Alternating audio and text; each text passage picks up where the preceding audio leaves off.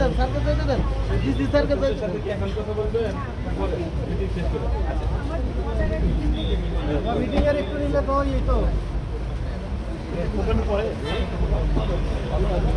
যখন কমিটি সবসময় মানে এখন ভারত আমাদের পাশে থাকার কারণে আমরা ভারতের নাম ধরতে হয়, কিন্তু আসলে যেটা হয়েছে সমুদ্র সীমায় আসলে এখানে বাংলাদেশটাই আসলে সব ইলিশ মাছের জন্য সবচেয়ে গুরুত্বপূর্ণ জায়গা। এখান থেকে ইলিশটা আমাদের পদ্মা মেঘনায় আসে। তো যেটা হয় আমাদের এমনিতে কোস্টগার্ড নৌবাহিনী এরা কিন্তু খুব সতর্ক আছে, মানে আগে তারা ছিল কিন্তু এবার আমরা আরো বেশি বলে দিয়েছি যেন তারা সতর্ক থাকে। এবং আসলে ইলিশ মাছটা এভাবে চোরাচালানিও হয়, আমরা যেটি স্থলপথও কিন্তু চোরাচালানি হয়। সব ক্ষেত্রে বিজিবি সহ সবাই কিন্তু সতর্ক আছে। তবে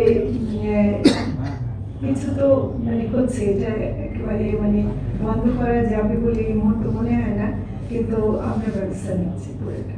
একেবারে আমি যদি আমাকেও মানববন্ধনে দাঁড়াতে হয় আমি দাঁড়াবো, কারণ টাঙ্গাইল মৌলানা ভাসানী টাঙ্গাইলকে সারা বিশ্বে পরিচিত করেছেন এবং মৌলানা ভাসানীর মতো নেতা টাঙ্গাইলে আছেন।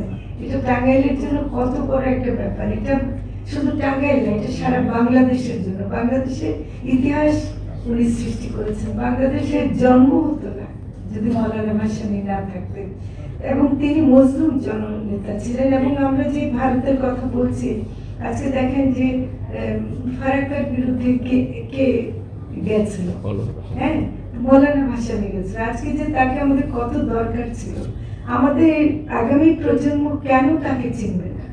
এটা একমাত্র চেনার উপায় হলো পাঠ্যপুস্তকের মাধ্যমে দেওয়া, এবং এটাকে আমার মনে হয় দেওয়ার জন্য আমি শিক্ষা মন্ত্রণালয়কে তো বলবোই। আমি বললাম তো যদি আমাকে মানববন্ধনে দাঁড়াতে হয় আমিও দাঁড়াবো। নেট নিয়ে হলো যে কারেন্ট জাল আছে, আমরা কিন্তু বিভিন্ন, আমি গত পরশু দিনেও শরীরপুরে গেছি, যে এখন যেহেতু ইলিশ মাছের ব্যান্ড পিরিয়ডটা আসছে প্রজননের সময়, আমরা তখন গিয়ে মানে দেখলাম যে জাল ঠিক মতো ব্যবহার হচ্ছে কিনা। মৎস্যজীবীদের জন্য সবচেয়ে গুরুত্বপূর্ণ হলো জাল, এবং তারাই কিন্তু আবার ভুল জাল ব্যবহার করে। এটা একটা সমস্যা। ভুল জাল মানে কি, এটা তাৎক্ষণিক একটা বেশি মাছ ধরে ফেলতে চায়, সব মাছ তো তারপর হয় না, অনেক সম্পদ নষ্ট হয়। এটার ব্যাপারে আমি কিন্তু অত্যন্ত কঠোরভাবে পর্যবেক্ষণ করছি এবং আমরা এটা নিয়ে কথা বলছি। এটা বন্ধ করে ছাড়বো, এটার ব্যাপারে কোনো মানে সহ্য করা হবে। যেটা গঠিত হয়েছে ওটি কিন্তু একটা মানে অল্প দিনের মনে হলো যে জুলাই থেকে আগস্ট পর্যন্ত আন্দোলন, কিন্তু আসলে এটা দীর্ঘদিনের যে মানুষের মধ্যে একটা বৈষম্য বোধ ছিল, বঞ্চনার ব্যাপার ছিল, তারপর বঞ্চিত হওয়ার ব্যাপার ছিল, সব পুঞ্জীভূত হয়ে কিন্তু আসলে আন্দোলনটা তুঙ্গে উঠেছে। অনেকে মনে করে এটা ছাত্রদের আন্দোলন, আসলে এটা ছাত্র জনতার আন্দোলন ছিল এবং মানুষ সর্বস্তরের মানুষ। আমি ঢাকায় পঙ্গু হাসপাতালে গেছি, অন্যান্য হাসপাতালে গেছে, ওখানে কিন্তু একেবারে সাধারণ দিনমজুরের বাচ্চা ছেলে, 14-15 বছরের ছেলে, সে আবু সাইদের ভিডিও দেখে নাকি রাস্তায় নেমে গেছে, ওর মা গেলাম এটা বলে সে চলে আসছে। ফলে এরকম একটা অনুভূতির পরে আপনি এখনো যদি পঙ্গু হাসপাতালে যান, দেখবেন যে হাত কাটা, পা কাটা, এবং এখনো পায়ের মধ্যে রড বাঁধানো এরকম পড়ে আছে। আপনি সরবারদিতে যাবেন, দেখবেন যে সারা গায়ে মানে গুলি, মাথার মধ্যে গুলি। অনেক অপারেশনের পরেও তারা কিন্তু মানে চিকিৎসায় চলছে, মেডিকেলে যান। তো আমাদেরকে মনে প্লাস হলো 1000-এরও বেশি, মানে আমরা এখনো পর্যন্ত তালিকা যেটা করেছি সেটার মধ্যে 800-900 বলা হচ্ছে, কিন্তু অন্যান্য হিসাবে দেখা যায় যে 1000-এর বেশি মানুষ মারা গেছে, এবং তার মধ্যে অধিকাংশই তরুণ বয়সের, একেবারে আমাদের ছেলেরা মানে একদম আমাদের সন্তানেরা প্রাণ দিয়েছে। তো কাজে এই অন্তর্বর্তীকালীন সরকারের কিছুটা দায়িত্ব যদি আমরা নিয়ে থাকি, আমরা যারা উপদেষ্টা হয়েছে কথাটা বড় শোনায়, কিন্তু আমাদের আসলে দায়িত্ব যেটা আমরা নিয়েছি সেটাতে আমাদের কর্তব্য অনেক বেশি। তো সেজন্য আমাদের গত মিটিংয়ে মানে ক্যাবিনেট মিটিংয়ে একটা খুব জরুরি আলোচনা হয়েছিল যে এবারের পূজাটা যেন একটা নতুন বাংলাদেশের পূজা হয়। নতুন বাংলাদেশে যেখানে যেমন প্রধান উপদেষ্টা আমরা যেমন শুরুতে হিন্দু বৌদ্ধ পরিষদের যারা নেতৃবৃন্দ আসছিলেন তাদেরকে বলছিলেন যে আমরা তো পরিবার একটাই।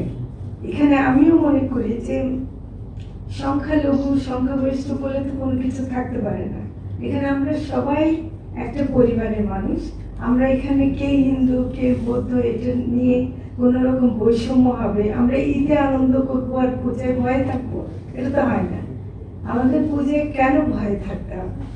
আমরা সেজন্য আমি প্রশাসনের কথা শুনে এবং যে আয়োজনে আপনাদেরও সবার কথা শুনে একটু ভাষা পেলাম যে অন্তত আয়োজনের দিক থেকে আমাদের চেষ্টার দিক থেকে আন্তরিকতার অভাব নাই। আপনাদের মানে এখানে আমি বলা ঠিক না, আমি বলবো যে আমাদের সবারই একটা যে চেষ্টা আছে এবং সবারই ক্ষেত্রে যে একটা করণীয় আছে সেটা আমরা কিন্তু নিজেরাই অনুধাবন করছি। আমাদের মাঝে প্রধান অতিথি হিসেবে উপস্থিত স্থানীয় আমাদের পত্র-পত্রিকা এবং ইলেকট্রনিক মিডিয়া সম্মানিত সাংবাদিক স্বরাষ্ট্র মন্ত্রণালয়, ধর্ম মন্ত্রণালয়ের যে বিভিন্ন দিক নির্দেশনা আছে সেগুলির আলোকে এবং আমাদের শিক্ষিতগুলি গোয়েন্দা বাহিনীর সহায়তা, আমাদের ছাত্র প্রতিনিধি সহস্যার এখানে সেই সভাটি অনুষ্ঠিত হয়েছে। স্যার বিশেষ করে স্যার সার্বক্ষণিক বিদ্যুৎ ব্যবস্থা রাখা, sir IP camera, CCTV camera, বিভিন্ন প্রশাসনিক কর্মকর্তাবৃন্দ বাংলাদেশ পূজা উদযাপন করে তাদের বক্তব্যে আমাদেরকে অবহিত করতে পারবেন স্যার। তো স্যার আমাদের এই টাঙ্গাইল জেলায় স্যার আমাদের শৃঙ্খলা বাহিনী এবং আনসার স্যার তারা তৎপর রয়েছেন প্রতিটি উপজেলা স্যার উপজেলা নির্বাহী অফিসারের নেতৃত্বে স্যার এই। তো স্যার এই পর্যায়ে আপনি আপনার অনুমতি ক্রমে স্যার যদি উপজেলা জেলা পর্যায়ে আমাদের বিভিন্ন উপজেলা হতে আগত সম্মানিত সভাপতি সম্পাদক মন্ডলী মিডিয়া হয়ে থাকে। এবছর সর্বশেষ যে আমরা তালিকা পেয়েছি 260টি পূজা মণ্ডপ রয়েছে। প্রেসিডেন্ট মহোদয়, ওসি মহোদয় এবং মির্জাপুর উপজেলার সর্বস্তরের রাজনৈতিক নেতৃত্বে রণতা প্রসাদ সাহার যে মন্দিরটি রয়েছে দুর্গা পূজার মণ্ডপ, এই মণ্ডপটি একটি বিশেষ উত্থান। আর সবচেয়ে বড় বিষয় হলো যে এই মণ্ডপটি আমাদের মির্জাপুর উপজেলা প্রশাসনের যে অবস্থাটা সেটা একটু অপ্রতুল, যে নৌকাটা রয়েছে। তো আমি আমাদের শ্রদ্ধেয় ইউনূস স্যারের সাথে মণ্ডপ এবং ভাদ্রবেলা 32টি পূজা মণ্ডপ আর সকল জায়গায় প্রশাসনের কাছে যে মেসেজটা দিয়েছে সেই মেসেজটার মধ্যে সময় যেটা নিরূপণ করা হয়েছে এটা প্রায় 7। তো সেইখানে এই বছর একটু একটা বিশেষ ই করা হয়েছে যে পূজা। আমি মির্জাপুর এবার পূজায় অত্যন্ত খুশি যে অন্যান্য বছর পূজা হয়, এবার যেভাবে আমাদের পূজাকে নিয়ে প্রশাসন, জেলা প্রশাসক সাহেব, এসপি সাহেব থেকে শুরু করে সকল দপ্তরের কর্মকর্তা বিন্দু সর্বক্ষণ আমাদেরকে খোঁজ খবর রাখছেন যেন কোনো কিছু হলে তার বিচারটা পাই। গত 16-15 বছরে মন্দির ভাঙার কিংবা মন্দিরের জায়গা দখলকারীদের আমরা কোনো বিচার পাইনি। যেই ধরা পড়েছে সেই পাগল, এটা আমরা আকুল আবেদন। আমরা যদি একটা বিচার পাই, একটা বিচার আমাদের আসে যে এই মূর্তি ভেঙেছে, এই মূর্তির সঠিক বিচার হয়েছে আমাদের মূর্তি এবং আমাদের পূজায় আর হারা লাগবে না, এটা আমার পূজা যুব পরিষদের পক্ষ থেকে আমাদের সবারই বিশ্বাস। তারপরেও আপনার উপস্থিতিতে আমরা এবার আরো বেশি শক্তিশালী। আপনাকে আবারও অভিনন্দন, শুভেচ্ছা। আপনার আগমন সবার সহযোগিতায় সুশৃঙ্খল পরিবেশে আমরা উৎসব মুখর একটি পূজা উদযাপন করব, এটি আমাদের প্রত্যাশা।